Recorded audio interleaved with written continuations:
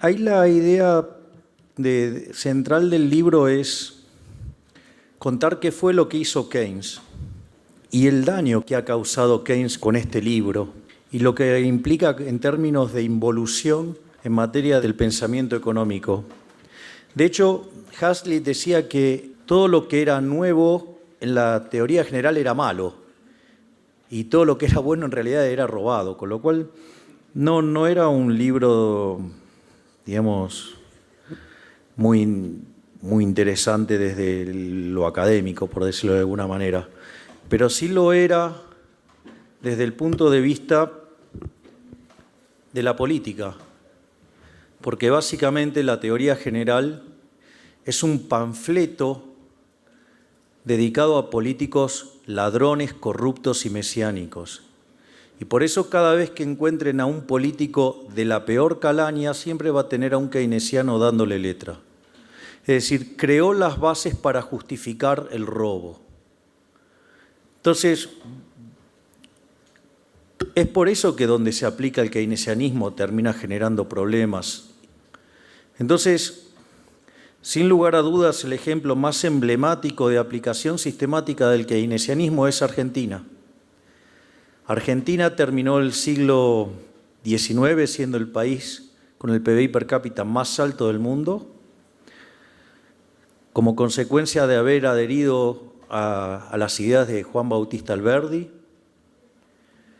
Entramos en la primera mitad del siglo XX oscilando entre el puesto 5 y el puesto 8, y después de 70 años de aplicación sistemática de las delirantes ideas keynesianas, complementados con los delirios monetarios de los estructuralistas argentinos y Julio Hipólito Guillermo Olivera a la cabeza, eso produjo tanto daño que hoy el país está en el ranking, según como se lo mide, entre el 55 y el 60, y que en caso de estallar una crisis seguramente vamos a caer al nivel 80.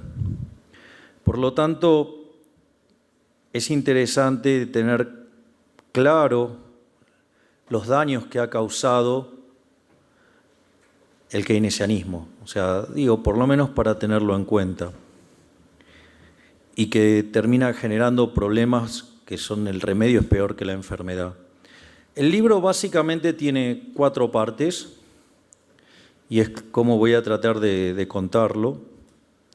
Tiene una primera parte que cuenta cómo funcionaba el marco analítico previo a la teoría general, y eso es muy importante, porque desde mi punto de vista la teoría general no está mal escrita, está fantásticamente escrita. El problema es cómo era Keynes. Y no solo que está tremendamente escrita, sino que además, digo, el libro es una genialidad. Lo que pasa es que es una genialidad del mal. Es decir, es una genialidad puesta a favor de los delincuentes, pero no deja de ser una genialidad. Entonces, una vez que uno comprende cómo funcionaba el marco previo a Keynes, puede comprender lo que hace Keynes, y eso también permite notar la obra de Friedman.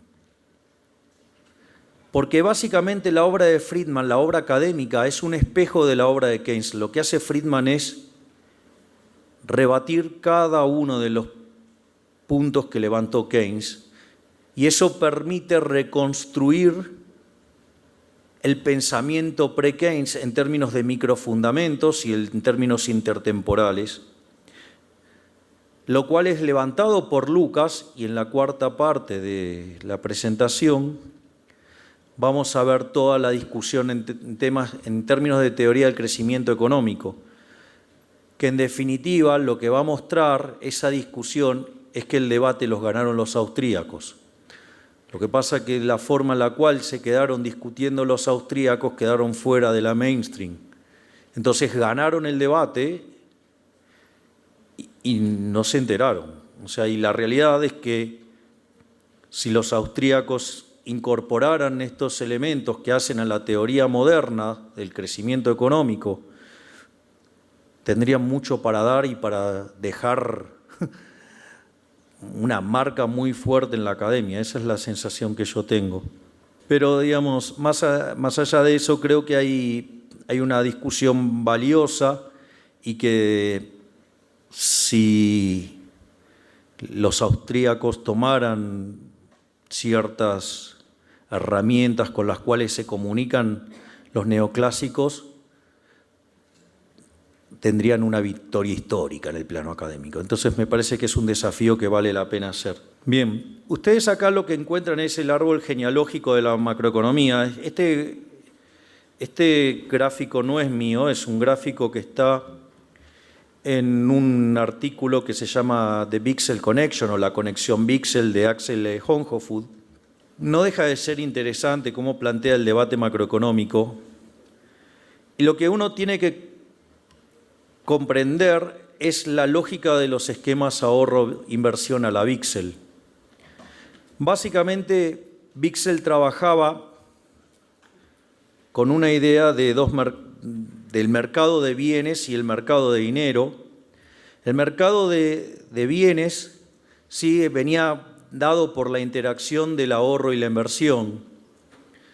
O sea, y comprender bien qué es lo que hay detrás del ahorro y la inversión es clave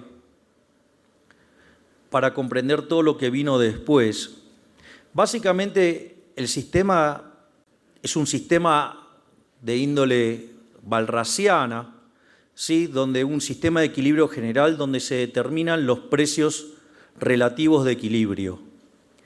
Y la tasa de interés no es ni más ni menos que el precio relativo de los bienes presentes respecto de los bienes futuros.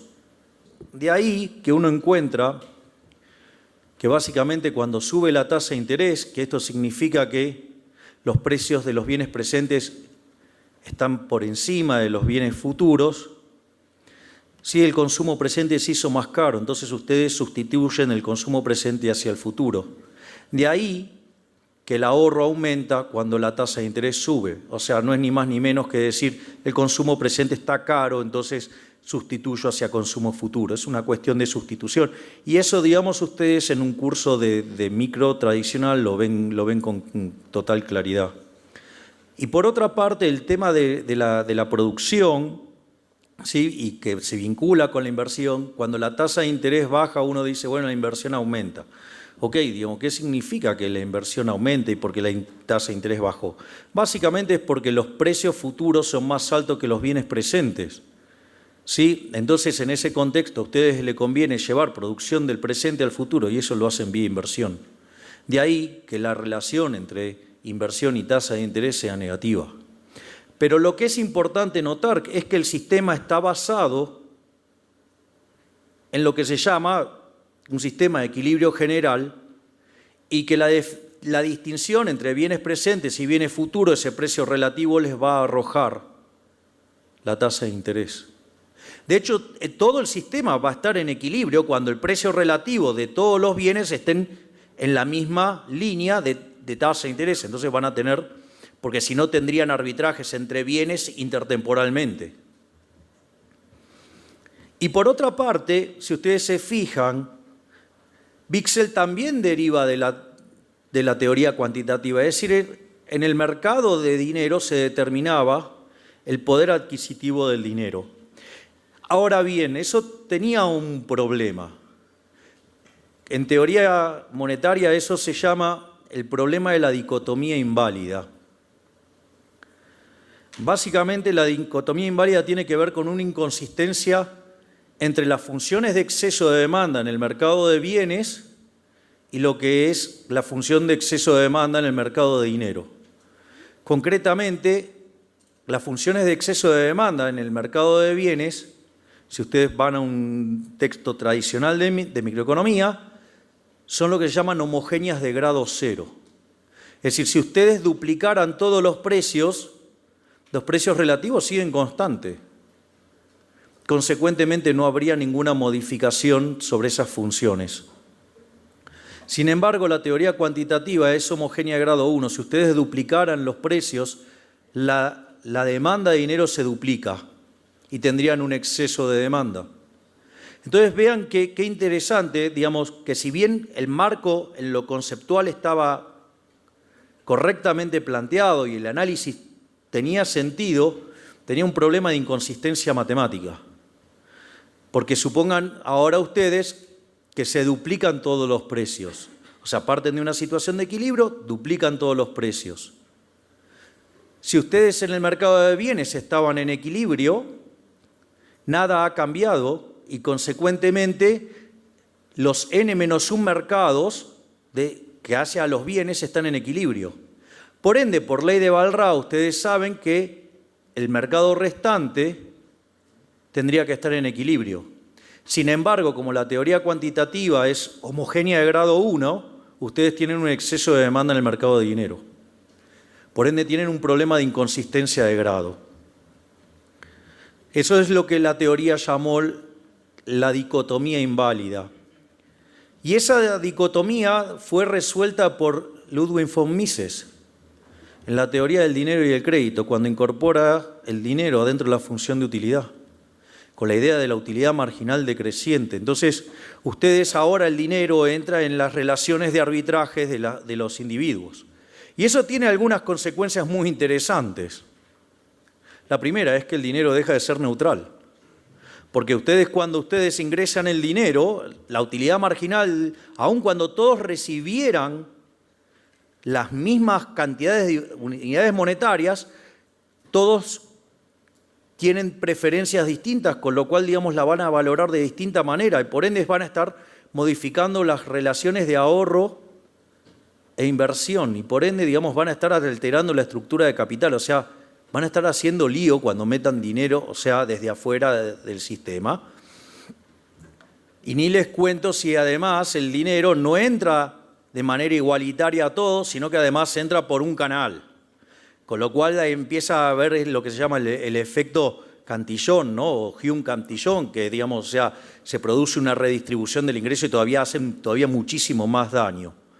Obviamente que el libro de Mises también, digamos, tenía su hipótesis del ciclo, ¿sí? Y que fue lo que predijo la crisis del 29 al 33. Por eso la escuela dominante en ese momento era la escuela austríaca. Es decir, la escuela dominante previa a la Gran Depresión era la escuela austríaca. Porque la obra de Mises era verdaderamente formidable. O sea, y donde a Mises lo que más le interesaba también era esta cuestión, digamos, de la inflación, ¿no? Y de esto de que si andaban tocando la tasa de interés los bancos centrales, iban a generar algún tipo de problema. Es más, si ustedes se fijan, los suecos también estaban preocupados por el tema de la inflación, pero ellos pensaban en términos de lo que se llama la teoría de los fondos prestables, donde los bancos en competencia, tratando de desplazar a sus competidores, bajaban artificialmente la tasa de interés y eso después generaba, digamos, inflación. Sin embargo, ese esquema, digamos, no es muy atractivo, básicamente porque, digamos, ustedes no pueden estar permanentemente modificando lo que se llama el multiplicador monetario. Y en cambio, en el caso de lo que es Cambridge, Inglaterra, y de hecho está ahí el propio Keynes, era el tema de la deflación y de ahí la idea de los inversores que estaban vendidos y básicamente eso hacía que el precio de los bonos estuviera bajo, por ende estuviera alta la tasa de interés y eso generaba un exceso de oferta de bienes que la contracara en un exceso de demanda y hacía que el sistema entrara en deflación. Y de hecho ese Keynes es un Keynes mucho más interesante que el de la teoría general, porque aun cuando ustedes tuvieran flexibilidad de precios en el mercado de trabajo, ese exceso de oferta en el mercado de bienes derivaba en caídas en la demanda de trabajo. Y si, como un caso teórico, ¿sí? Digamos, esto no quiere decir, digamos, que efectivamente alguien lo llegara a observar en la realidad, lo que sucedía es que podía caer tanto la demanda de trabajo que se cruzaran en un nivel con la oferta, si esta fuera fija, en un nivel de salario negativo. Pero claro, digamos, el problema que quería explicar Keynes en ese momento era el problema de lo que tiene que ver con la deflación y con el desempleo. De hecho, el debate entre Hayek y Keynes torna a esto. Porque en el fondo lo que decía Keynes es, mirá, el mercado de bonos me está poniendo muy alta la tasa de interés. Entonces vos lo que tenés que hacer es bajar el ahorro, o sea, estimular el consumo. ¿Para qué? Para que se retraiga el ahorro hasta que busque el nivel de tasa de interés que me está dando el mercado de bonos. Y bueno, y después una vez que eso se alcanzaba y se normalizaba el mercado de bonos, después se podía correr. El problema es que, Hayek le decía, el problema es que vos cuando hagas eso vas a estar alterando, ¿sí?, las decisiones de inversión y vas a estar invirtiendo más intensivo en bienes de consumo. Entonces vas a estar alterando, ¿sí?, la estructura productiva. Y entonces cuando cambie la situación, digamos, vas a tener que hacer otra cosa porque, digamos, ahora esa estructura no sirve y vas a estar destruyendo. Entonces era como una suerte de trampa que nos dejaba siempre con intervención del sector público. Y de hecho, cada vez demanda más intervención. Y ese era el debate. Y de hecho, en ese debate Hayek lo aplasta a Keynes. Y en un momento Keynes dice, yo no sé qué hago discutiendo esto si a mí ya no me interesa. Y Keynes básicamente estaba lanzado con el tema de la teoría general. Pero a mí lo que me interesa, básicamente, que quede bien claro cómo funcionaba el modelo previo a la teoría general. Es decir, entender que el consumo presente y el consumo futuro, ¿sí?, digamos, eran parte del modelo y que el ahorro es el consumo futuro. Digamos, que la inversión básicamente es la traslación de producción a lo largo del tiempo y que la tasa de interés es un mecanismo de coordinación intertemporal y que la tasa de interés en el fondo es el precio relativo de los bienes presentes respecto de los bienes futuros. ¿Qué quiero decir con esto? Que aún en una economía que ustedes no tuvieran dinero, hay tasa de interés, porque la tasa de interés es inherente a la existencia del tiempo.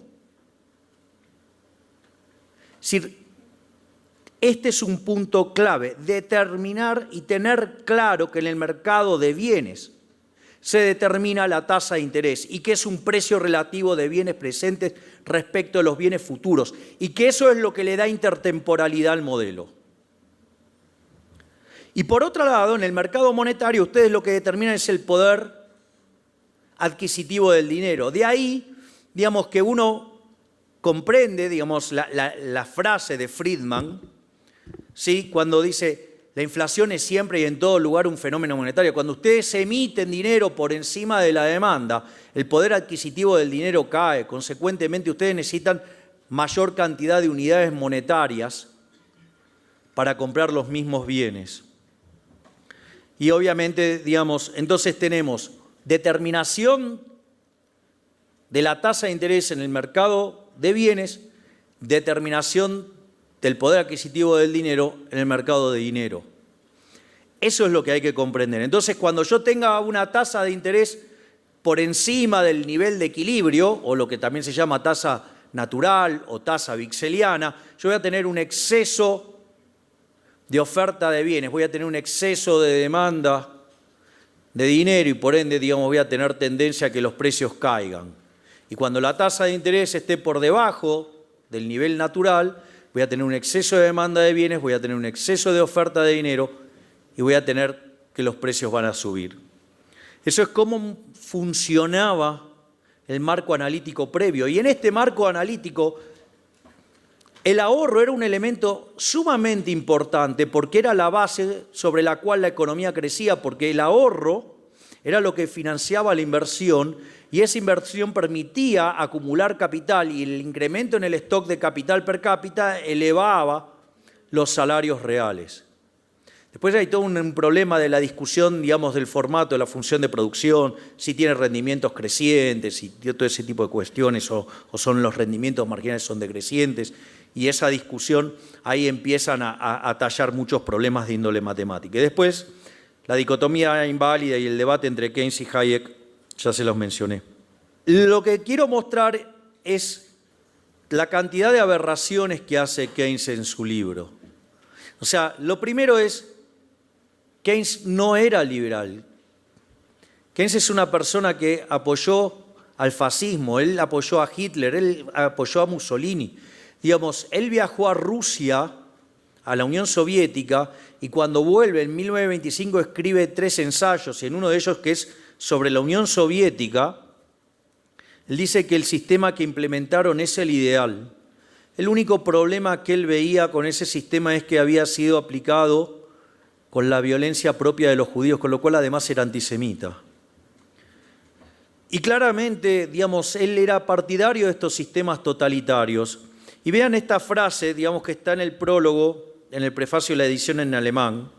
Dice, no obstante, la teoría del producto en su totalidad que este libro tratará de ofrecer es, por mucho, más fácilmente adaptable a las condiciones de un Estado totalitario que la teoría de la producción y distribución de un producto dado bajo las condiciones de libre competencia y en buena medida del laissez-faire. Es decir, es un libro escrito en favor de los totalitarios. Por eso, digamos, ustedes, digamos, en mis distintas conferencias, ven que yo no voy con mi libro y sí voy con este libro nefasto. Porque cuando alguien me dice, no, Keynes no dijo eso, los invito a que abramos el libro y que me digan que no dijo eso. Vean, después este tema que es muy, muy interesante, en la parte que él define su teoría general, dice, sostendré que los postulados de la teoría clásica solo son aplicables a un caso especial y no en general, porque las condiciones que suponen son un caso extremo de todas las posiciones posibles de equilibrio. Es decir, él considera que su teoría es general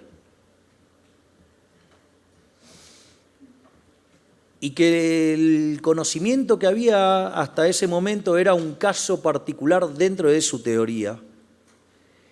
Y la realidad, y esto ustedes lo habrán visto en un libro que se llama Dinero y Tiempo de Roger Garrison, que él separa lo que dice la macroeconomía del capital, la macroeconomía del trabajo. Básicamente lo que él llama la macroeconomía del trabajo es lo que es la macroeconomía del corto plazo y la macroeconomía del capital es la macroeconomía intertemporal. Difícilmente un caso de un solo periodo sea algo general de algo que contiene muchos periodos. O sea, ya desde el vamos estamos frente a una mentira. O sea, arranca mintiendo. ¿Está claro? Arranca mintiendo, arranca diciendo una barbaridad. Es decir, no puede ser que un conjunto más chico sea la generalidad de un conjunto más grande. ¿Está claro? O sea, arranca directamente con una mentira. Entonces, ahora vamos a ver las distintas partes de la destrucción que hace Keynes. Porque de vuelta, miren, hay una frase de Churchill que es brillante y que lo pinta a Keynes tal cual era. Churchill decía que cada vez que se encontraba con 2 economistas se iba con 2 opiniones. Salvo que estuviera Keynes, entonces se iba con 3. Porque Keynes decía, o puede ser así o puede ser de otro modo. O sea, Keynes hacía eso regularmente. Y la teoría general está escrita en ese sentido. De hecho, cuando Hazlitt dice todo lo que es bueno es robado, es porque el primer capítulo sobre el tema cuenta todo lo que se pensaba en ese momento. Les hago un ejemplo. El primer capítulo de la inversión es formidable. Yo creo que debería ser enseñado en todos los cursos de finanzas, porque es brillante. Ahora, el capítulo que sigue es una monstruosidad. Todo lo que es nuevo es malo. Entonces, todo lo que es bueno es robado. Todo lo que es nuevo es malo. Entonces, vamos sobre las cosas nuevas. Fíjense esto. Esto es sobre el consumo y la tasa de interés, dice. Sin embargo, no es probable que la clase usual de fluctuaciones de corto plazo en la tasa de interés tenga mucha influencia directa sobre los gastos en tal o cual sentido. No hay mucha gente que altere su modo de vivir porque la tasa de interés baje de 5 a 4% si su ingreso global es el mismo de antes, pero indirectamente pueden presentarse otros efectos, aunque no todos en la misma dirección. Si ustedes, siguen los diarios internacionales, Argentina volvió a estar en la tapa del Financial Times, volvió a estar en The Economist con un lugar relevante, estuvo en el Foja de San Pablo, ¿sí? Y todo por lo que se armó, el desastre que se armó en las últimas 2 semanas. Interesante, porque la verdad que lo que cambió la tasa en Estados Unidos fue muy poquito, pero llegó a tocar el 3% y en Argentina desató un montón de problemas. Pero lo que quiero mostrar acá es donde se empieza a notar que Keynes no sabía de economía. Keynes solo había tomado un curso de economía con Marshall de 6 meses. Y Marshall podríamos llamarlo algo así como el campeón del equilibrio parcial. Cuando ustedes toman un curso de micro y van a la parte de teoría del consumidor, es muy interesante porque ustedes cuando deducen esas funciones de demanda, depende de los precios, pero también depende del ingreso. Es decir, ¿por qué? Porque es un sistema de equilibrio parcial. Cuando ustedes hacen equilibrio general, en realidad el ingreso que ustedes derivan es por la venta de ocio en formato de trabajo multiplicado por el salario, más la participación que ustedes tengan en las empresas. Entonces, de los beneficios. Si ustedes se fijan, entonces las funciones de exceso de demanda solamente ingresan los precios.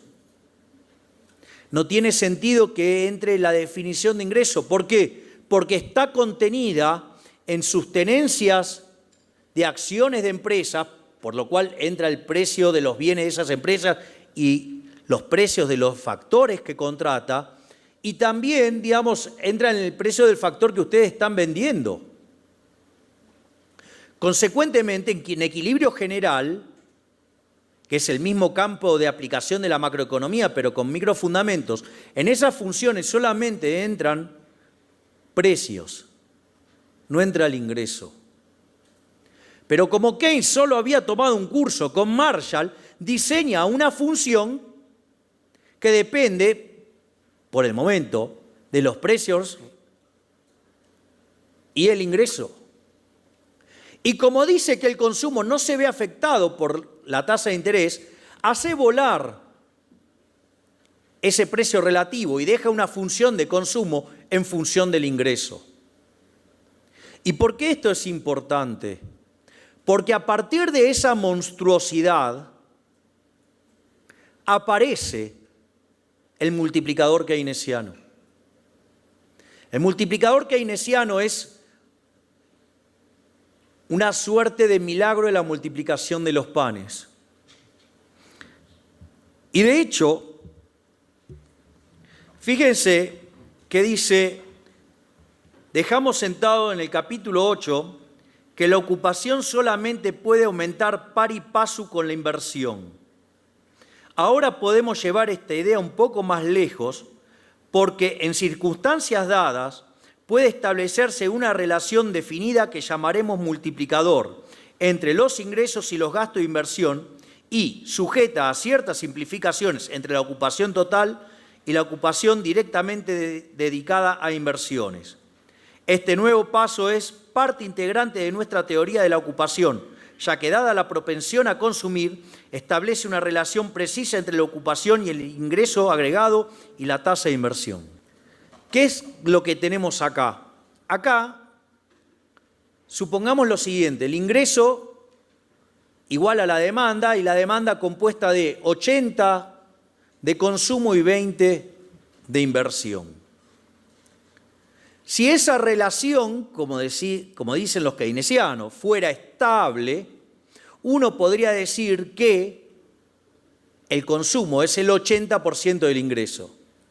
Entonces, si ustedes se fijan, pueden hacer un despeje matemático que les permite conseguir que la inversión es 5 veces,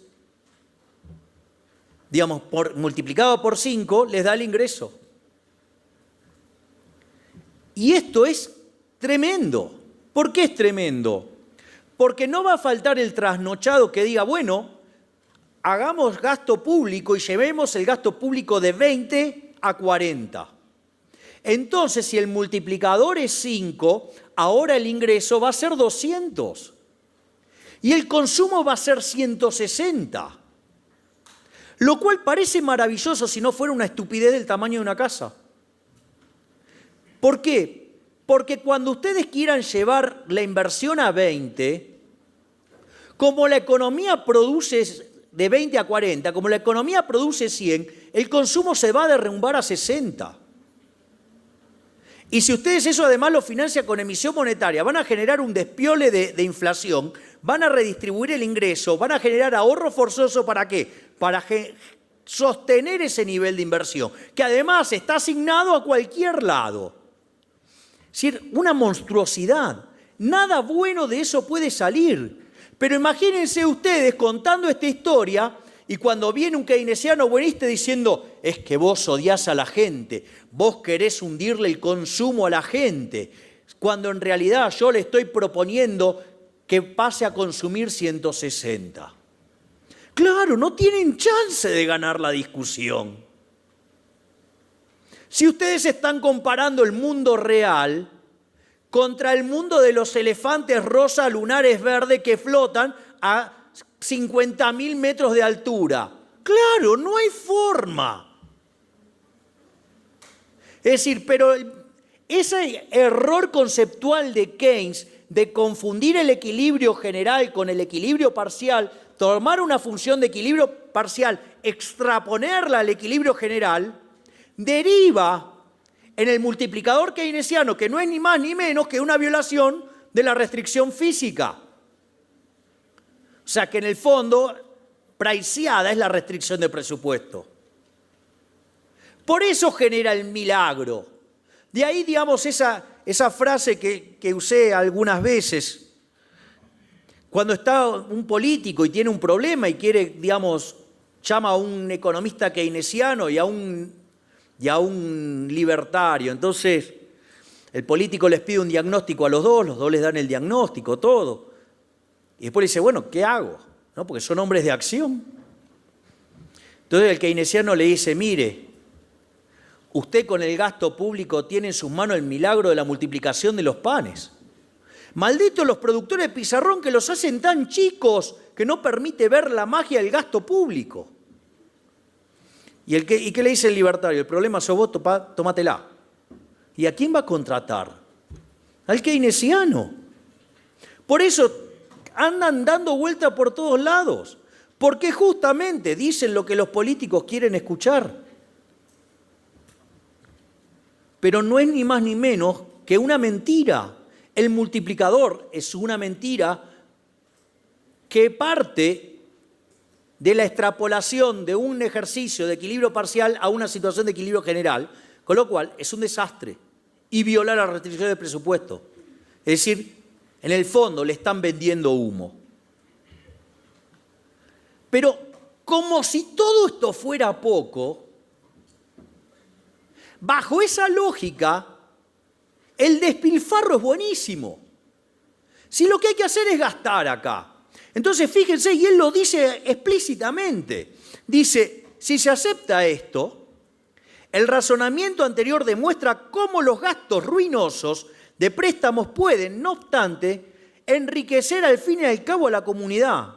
La construcción de pirámides, los terremotos y hasta las guerras pueden servir para aumentar la riqueza. Es decir, ¿a quién se le ocurre que una guerra genera riqueza? ¿A quién se le ocurre que un terremoto puede generar riqueza? Si la guerra genera riqueza, vivamos en guerra. Es decir, solo ponerse a pensar 2 minutos, uno se da cuenta que esto es un disparate. O sea, casi es una mente enferma. Enferma por robar. Enferma por robar, porque Keynes era parte de la corporación política.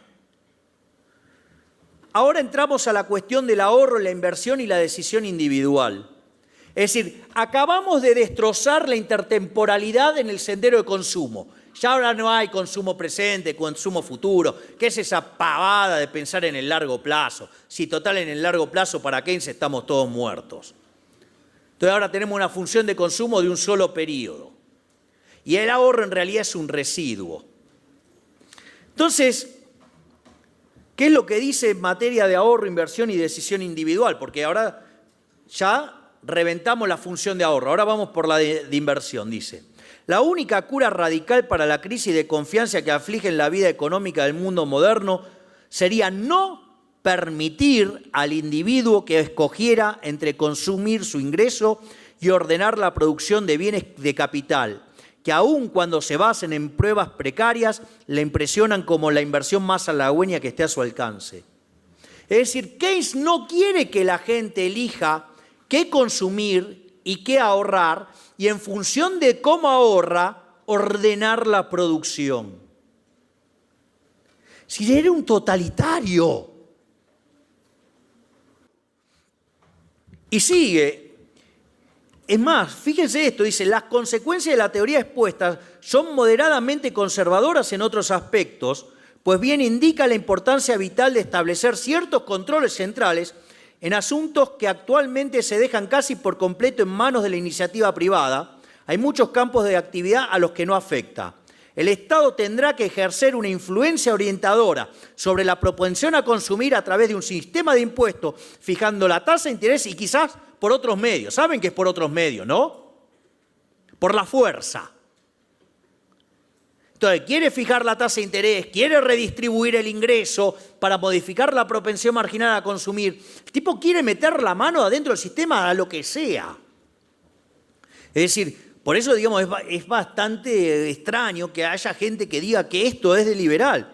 Pero sigue en eso y dice, por otra parte, parece improbable que la influencia de la política bancaria sobre la tasa de interés sea suficiente por sí misma para determinar otra de inversión óptima. Creo, por tanto, que una socialización bastante completa de las inversiones será el único medio de aproximación a la ocupación plena. No sé si lo escucharon, pero lo repito. Una socialización bastante completa de las inversiones será el único medio de aproximación a la ocupación plena.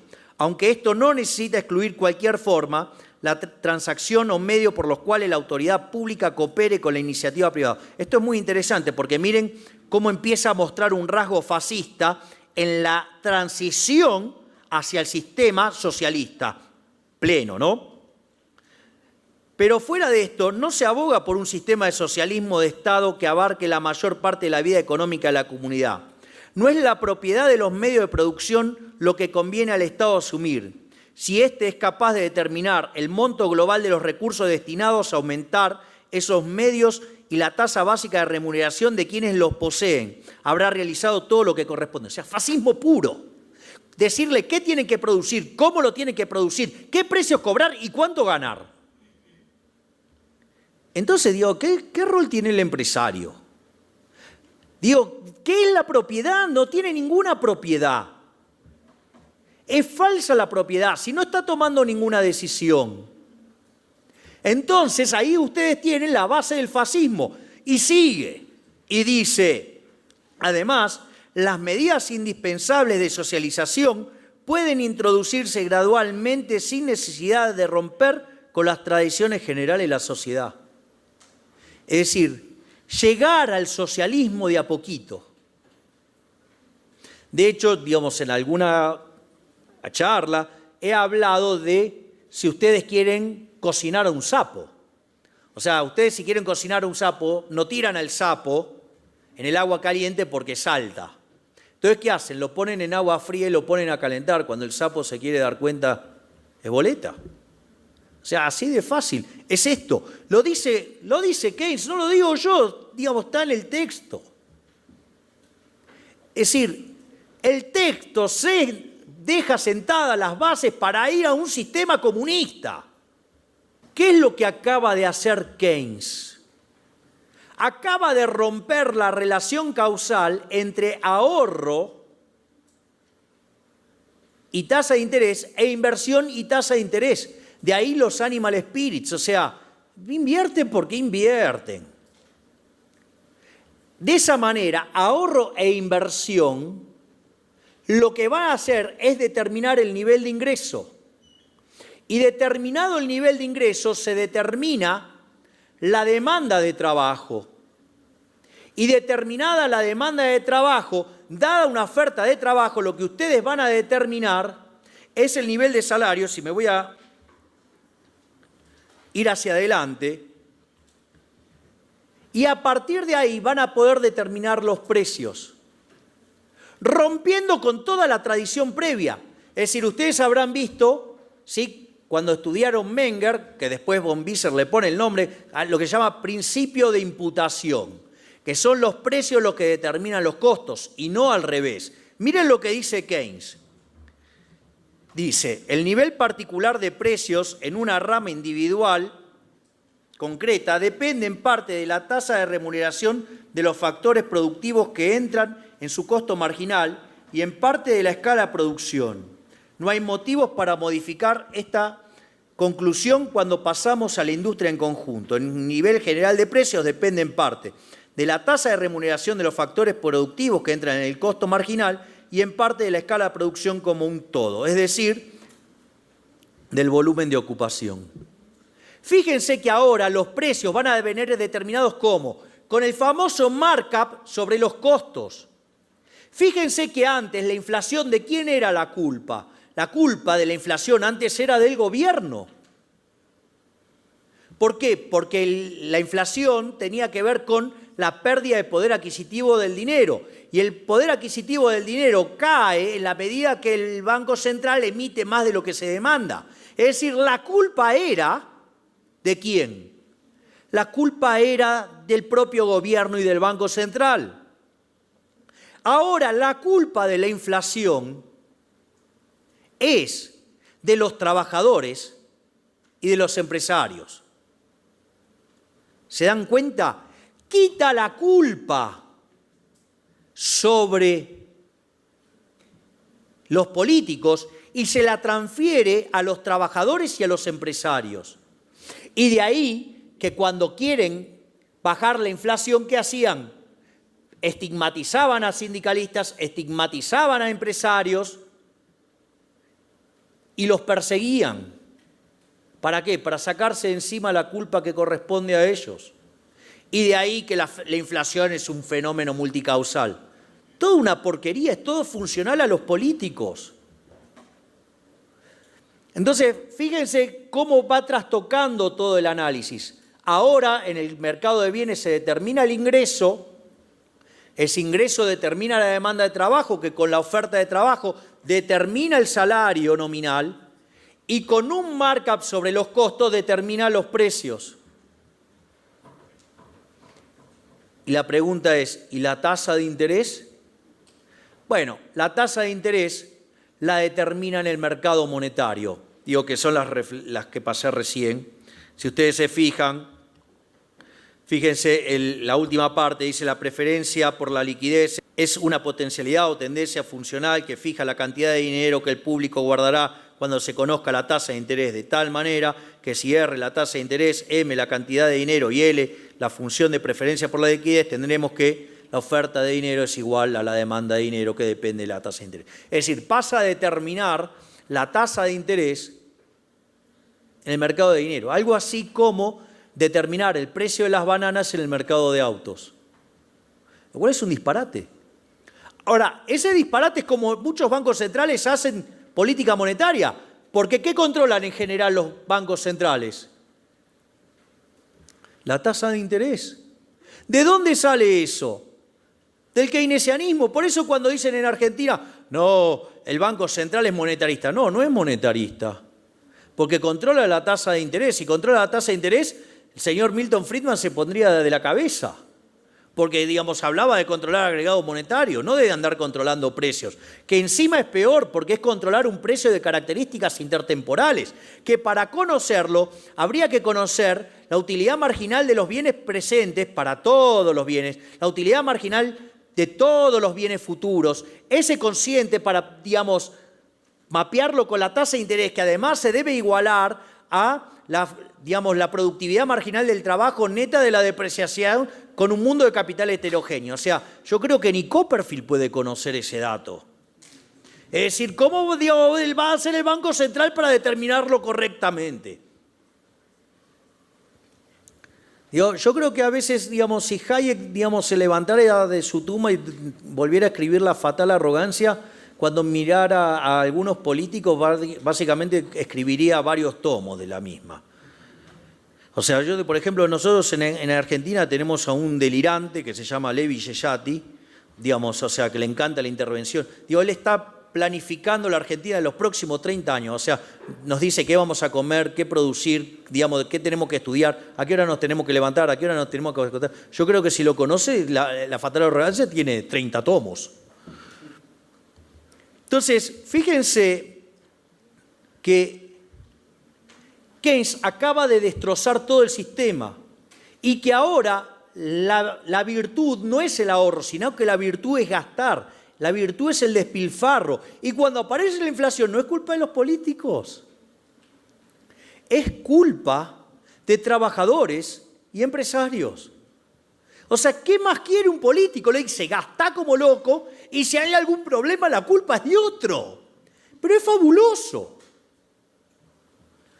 Y después nunca falta el trasnochado que dice, no, bueno, pero en realidad el caso de Keynes era un caso particular para una situación especial. Digo, entonces, ¿por qué le puso teoría general?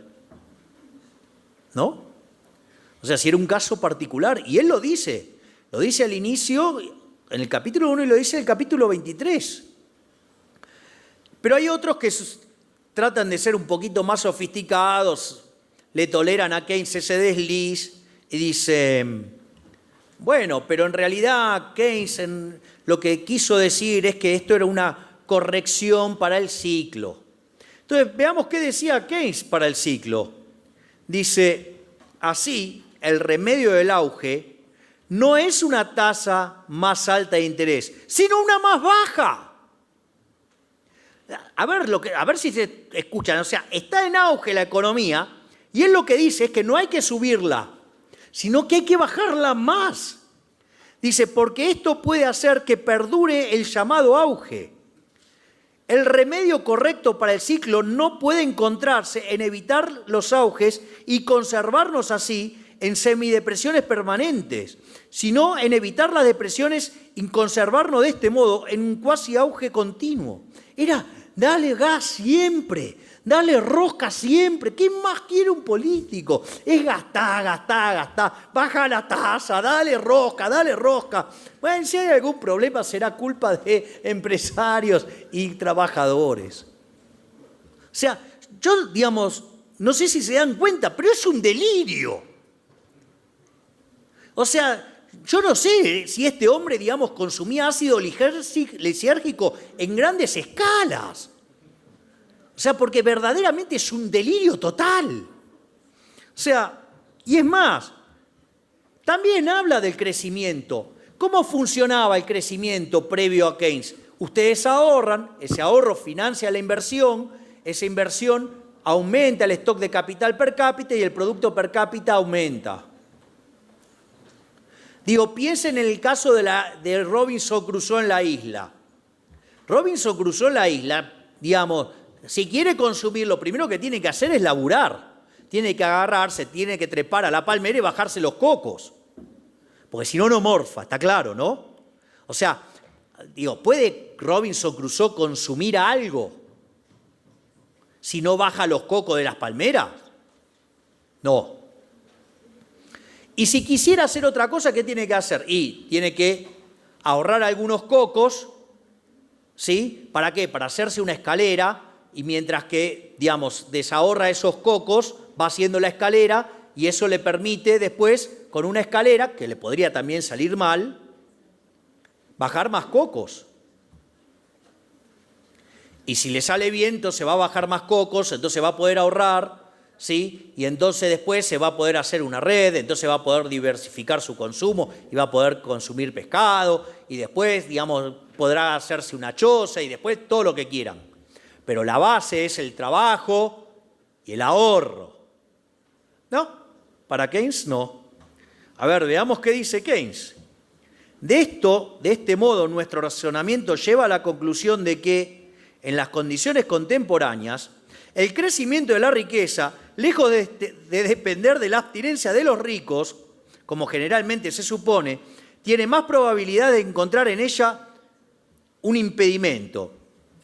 Queda, pues, eliminada una de las principales justificaciones sociales de la gran desigualdad de la riqueza. Bueno, y habla, digamos, del impuesto a la herencia y la redistribución del ingreso. ¿Por qué? Porque él lo que dice es que el consumo genera crecimiento. De hecho,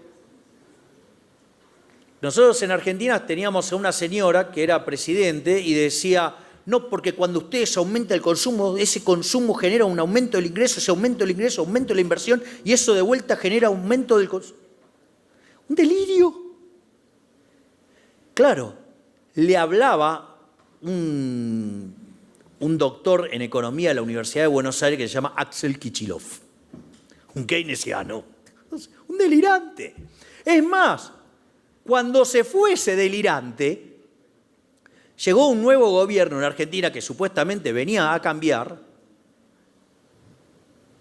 y cuando tienen que elegir el ministro de Economía, digamos, en realidad cambian la estructura y todo, frente al déficit fiscal enorme que había, ¿qué fue lo que le dijo el que terminó siendo ministro, que fue ministro por esto? Le dijo, no, con el déficit fiscal no es un problema. No hay que ajustar, no. Porque eso es recesivo. En realidad lo que hay que hacer es darle rosca al gasto público, porque eso va a hacer que suba el Producto Bruto tanto que va a generar un aumento de recaudación tan importante que el déficit fiscal va a caer.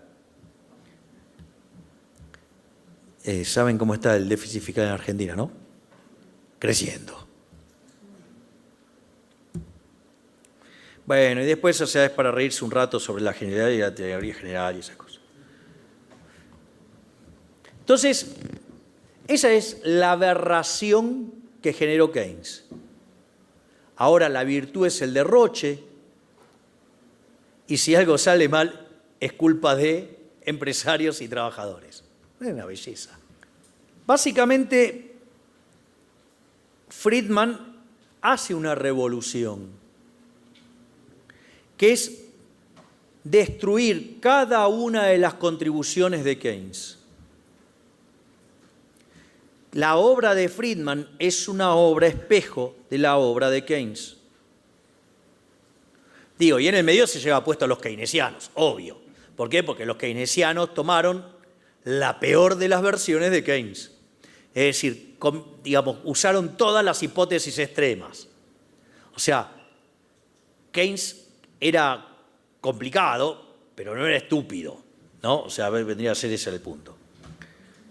Entonces, la primera contribución importante de Friedman es un ensayo sobre economía positiva que tiene que ver con la naturaleza de la economía neoclásica, y creo que lo que mejor lo plasma es una frase de Albert Armen Alkian que dice: todo lo que es óptimo, porque si no sería diferente. Es decir, eso de ver los datos y entender que surge de gente que está haciendo lo mejor que puede. El problema después viene si esto se corresponde con la construcción neoclásica o con la construcción austríaca. ¿Por qué? Porque si es la construcción neoclásica, es lo mejor que se puede elegir en función de lo que existe, es como que conocen el conjunto entero. En cambio, en la visión austríaca es una cuestión vinculada a un proceso de descubrimiento. Entonces, vendría a ser lo mejor que ustedes pueden hacer, pero, digamos, sin conocer todas las posibilidades. Entonces, ustedes hacen lo que mejor les sale en función de lo que ustedes creen, de lo que ustedes conocen y demás. Y en el medio van aprendiendo cosas. O sea, le pueden errar. Entonces, la definición de óptimo pasa a ser una cosa bastante rara. ¿Pero por qué trabaja con esto? Porque Friedman era un discípulo de Homer Jones, que había sido su profesor de econometría, y era un fanático de los datos. Entonces era primero los datos, primero los datos, primero los datos. Bueno, a Friedman lo único que le importaba eran los datos. Él, digamos, venían sus alumnos de distintos países del mundo, los reventaba preguntas sobre cuáles eran los datos de su país y ¿sabe lo primero que decía? ¿De dónde sacó eso? Y así arrancaba, imagínense después. Entonces, ¿por qué? Porque gran parte de la paliza que Friedman le da a los keynesianos deriva ¿de dónde? Deriva de usar los datos, primero los datos. Si ustedes quieren llevarse puesto a los keynesianos por donde sea, primero los datos. Digamos, primero los datos. La segunda contribución de Friedman es la teoría del ingreso permanente, que no es ni más ni menos que es una función de consumo. En esa función de consumo, ustedes lo que hacen es depender del valor presente de sus ingresos, de ahí el ingreso permanente. Entonces, cuando ustedes tienen un salto en el ingreso permanente, el consumo de ustedes va en línea al salto en el ingreso permanente. Sin embargo, cuando el aumento es transitorio, ustedes prácticamente lo ahorran todo porque el ingreso permanente varió poquito. Fíjense que la propensión marginal a consumir en un caso tiende a 1 y en otro tiende a 0. ¿Qué es lo que quiere decir esto? Que reventó esa función de consumo de un solo periodo. Reventó la idea de la propensión marginal a consumir. Acaba de destruir al multiplicador keynesiano. Por eso en los fundamentos del Nobel a Friedman, lo más importante es la función de consumo. Después lo otro que ustedes tienen es que en los 50 se empieza a acelerar la tasa de inflación. Y eso ustedes lo pueden capturar en un libro de Friedman que se llama El marco monetario de Milton Friedman, un debate con sus críticos. Y él lo que termina mostrando es que la demanda de dinero es estable. Y si la demanda de dinero es estable, cuando ustedes aumentan la cantidad de dinero y la economía está en pleno empleo, lo que se va a generar, básicamente, es un aumento de los precios. De ahí la naturaleza monetaria de la inflación y, digamos, básicamente lo que se pasaba Friedman haciendo es mostrar la relación entre la variación de los precios respecto a lo que es la variación de la cantidad de dinero neta del crecimiento económico. Después, el otro golpe fenomenal que le da Friedman a los keynesianos es en un libro que escribe con Anna Schwartz, que se llama La historia monetaria de los Estados Unidos, en especial en el capítulo 7, que se llama La gran contracción del 29 al 33. Y ahí básicamente dice, a ver, ¿cuáles son los postulados de los keynesianos? ¿Rigidez de precios? Los precios se derrumbaron. ¿Rigidez de salario? Los salarios se derrumbaron. Que la inversión no respondía a la tasa de interés. Ok, lo que dice, mirá, cuando vos tenés, lo que cuenta es la tasa de interés real. ¿Y la tasa de interés real qué es? La tasa de interés nominal menos la inflación. Ahora, si vos tenías deflación, la tasa de interés real estaba en las nubes.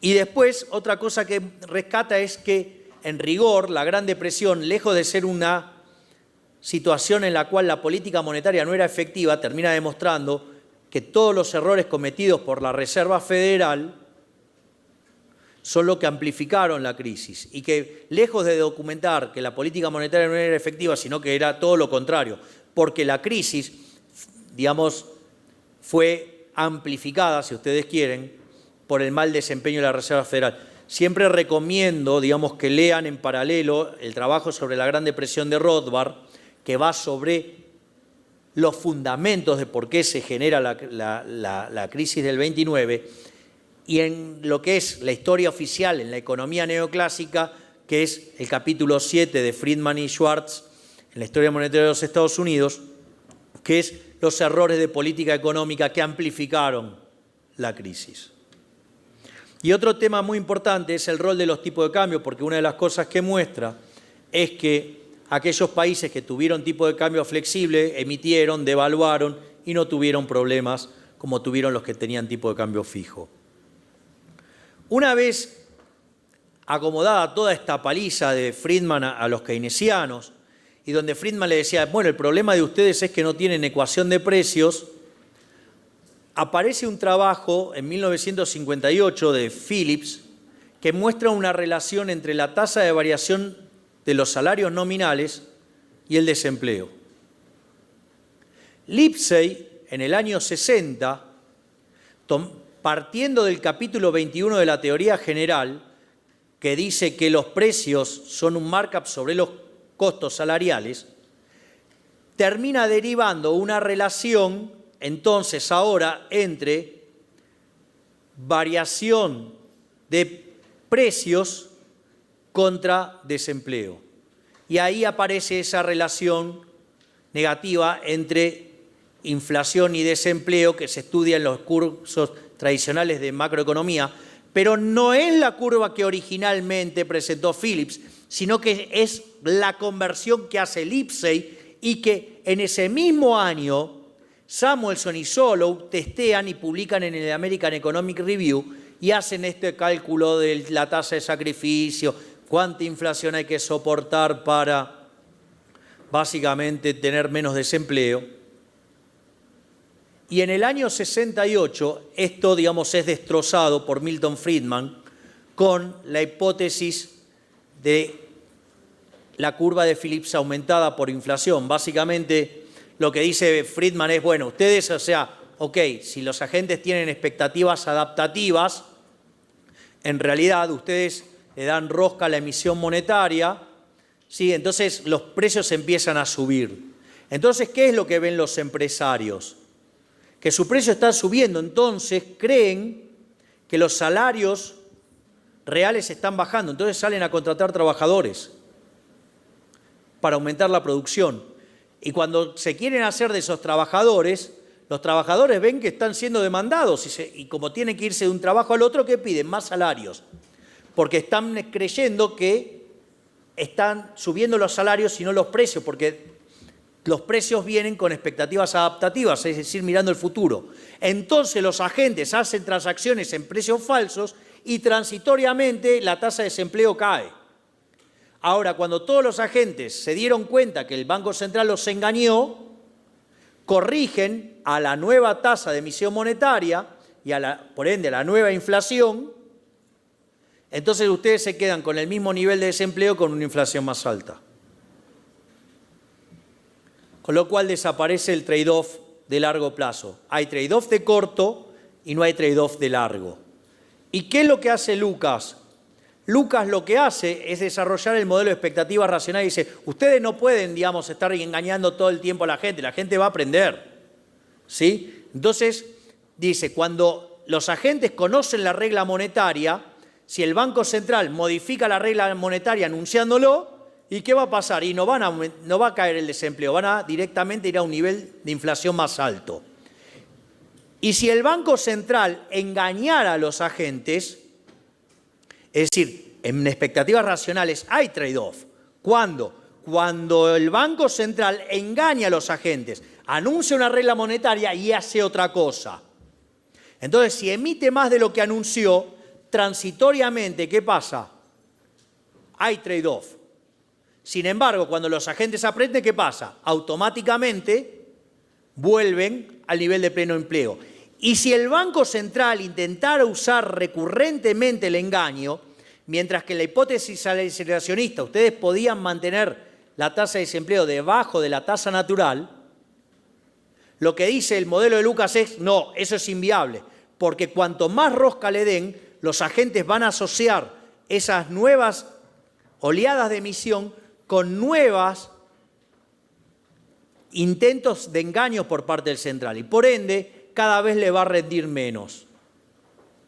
¿Y qué es lo que pasa ahí? Se termina recuperando los microfundamentos. Una vez que se recuperan los microfundamentos y la intertemporalidad, ¿el paso cuál era? Era volver